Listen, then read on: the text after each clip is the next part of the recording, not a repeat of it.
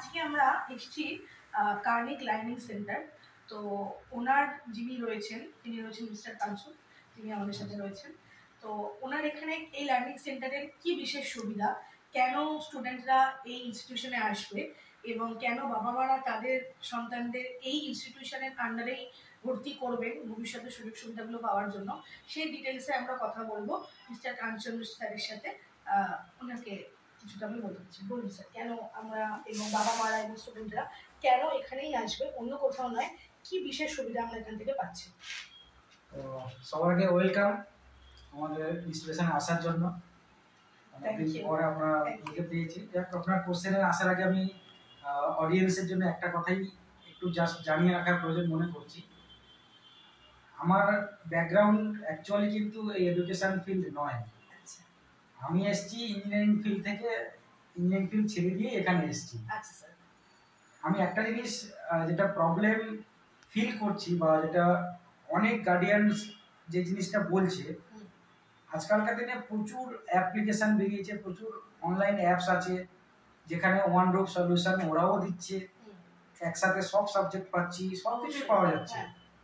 তাও কোথাও বাবা মার একটা ট্রাস্ট বা অনলাইন ইন্টারনেট বা বলুন বা মোবাইল বলুন, এই জিনিসটা স্টুডেন্ট মোবাইল এটা সবাই ঠিক নিতে পারছে। হ্যাঁ, হয়তো ইনিশিয়ালি লাগছে যে না আমার স্টুডেন্ট মোবাইল দিয়ে পড়াশোনাটা কমপ্লিট করতে পারছে বা পারবে, সেটা হচ্ছে হ্যাঁ, আফটার 2-3 মান্থস, আফটার 6 মান্থ ওরা মোবাইলটাকে অন্যদিকে নিয়ে চলে যাচ্ছে। এডুকেশনটা হয়তো করছে, অন্যদিকে জিনিসগুলোকেও নিয়ে চলে যাচ্ছে।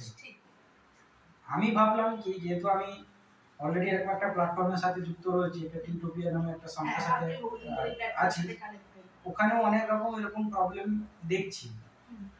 ভাবলাম যে আমি যদি সেম জিনিসটা এখানে অফলাইনেই করে দিতে পারি, সেম ফেসিলিটিসগুলো যদি অফলাইনে দেওয়া যায়, তাহলে তো খুবই সুবিধা। একটা স্টুডেন্টের পক্ষে একই জায়গাতে তারা কম্পিউটার পাবে, স্পোকেন ইংলিশ পাবে, সাথে স্মার্ট ক্লাসেস পাবে, যেটা তারা অডিও ভিজুয়াল এফেক্টের মধ্যে দিয়ে তারা টোটাল জিনিসটাকে বুঝতে পারবে, তাদের আন্ডারস্ট্যান্ডিং এর সুবিধা হবে।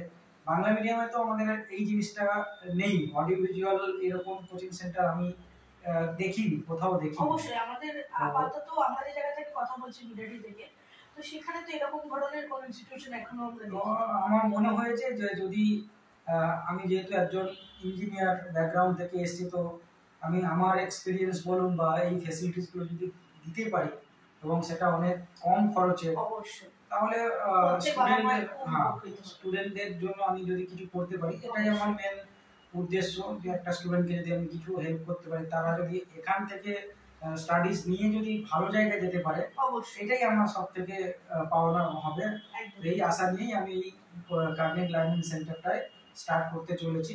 আমাদের শুভকামনা অবশ্যই আপনার সাথে, যে আমরা সবাই চেষ্টা করবো যাতে আমরা সবাই সহযোগিতা করব, যাতে আপনার ইনস্টিটিউশনটা সত্যি খুব ভালো উপায় এবং সব ব্যবহার করতে পারে স্টুডেন্টসরা। তো যেটা বলার ছিল যে এখন আমরা আপাতত বিরাটিতে, এখন আমাদের প্রথম ব্রাঞ্চ বিরাটিতেই ওপেন হচ্ছে, মানে মিস্টার কাঞ্চন যিনি রয়েছেন ওনার, তিনি এখন বিরাটিতেই প্রথম আমাদের যে ব্রাঞ্চ সেটা ওপেন হয়েছে।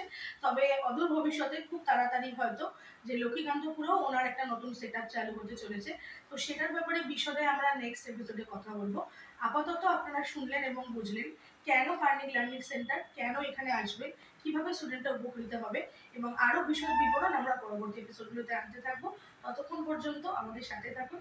অবশ্যই চ্যানেলটিকে লাইক, শেয়ার, সাবস্ক্রিপশন অবশ্যই করুন।